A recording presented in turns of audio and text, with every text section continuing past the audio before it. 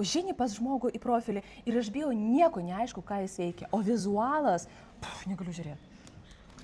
O jei koks įdomus stilius? Tikrai ne mano skonį, negaliu žiūrėti. Nu gerai, radau reelsą arba stories, kur išgirdau, kaip žmogus kalba.